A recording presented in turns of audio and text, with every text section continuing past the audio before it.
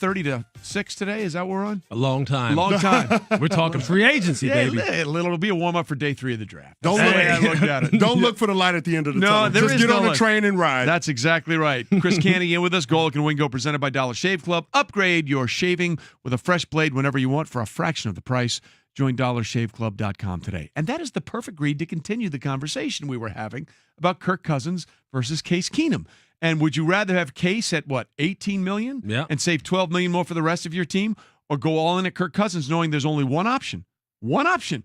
Get to the Super Bowl and win it, because they've been to Super Bowls. They haven't won it in Minnesota. They were in the NFC Championship game a year ago. So you're 80, as Jim Fossil, the Giants head coach, I'm pushing all my chips to the center of the table that Kirk Cousins will get you to the Super Bowl. First of all, do we believe the Vikings will be in the Super Bowl when it's all said and done from the NFC? They have to be. Are they the favorite? Are they the favorite now with the Kirk Cousins hiring? Because they were that close a year ago with Case Keenum.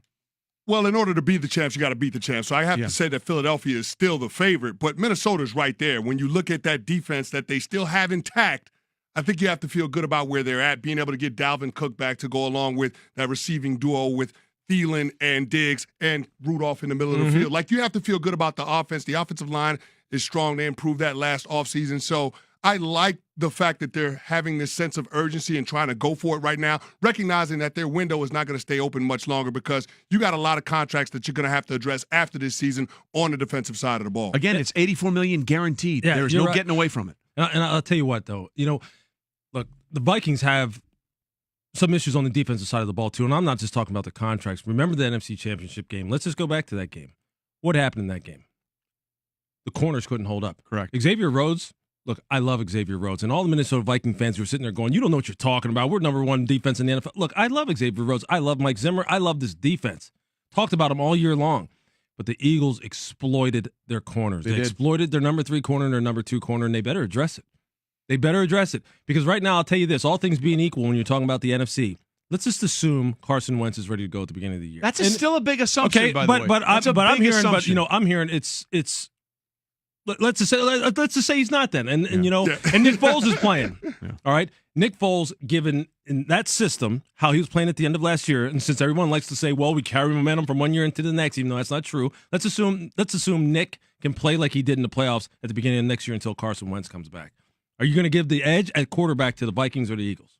I think I might go with Philadelphia. Exactly. Yeah. Philadelphia has also added some people right now where they're not resting on their laurels either. No. They're trying to like absolutely destroy your passer with the pass rushers they keep trying to bring in there.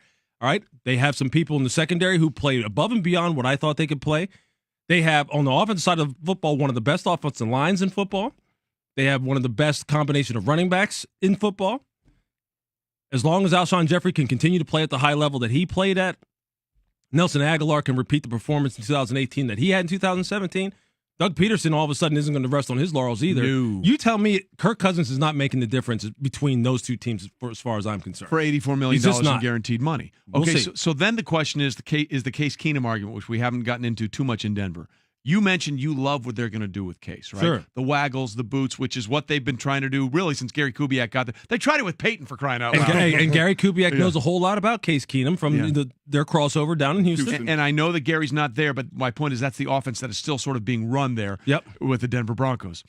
The thing that makes me think maybe the hiring or the signing, the signing at 4 o'clock of Case Keenum might make the most sense of any quarterback move here. Case Keenum had the best QBR in the league when under pressure last year. That's right. We talked about him resetting, refocusing, and not getting hustled, as opposed to when you played him. You said he had a deer in the headlights look, yes, right? Absolutely, when he was with the Rams. No question about it. That has changed. So did many quarterbacks. Exactly. Trevor Siemian. Well, that's old. That's a whole Fisher, nother. You know what I'm saying? Fisher but that's something that can't be discounted, Trey. No, you're right. I mean, the environment and surroundings is huge. It's huge. Obviously, Case struck a comfort level with Pat Shurmur and the offense they were running up there with some good supporting cast. Yes. I mean, that's important. We're not saying the Case is transcendent. We're not saying he can just make everyone better. He's not Tom Brady, Aaron Rodgers, but neither is Kirk. Yeah. So that's why I'm saying I don't think this is a flash in the pan. Surround him with a supporting cast, give him a system that he's comfortable with, accentuate his positives, limit his weaknesses.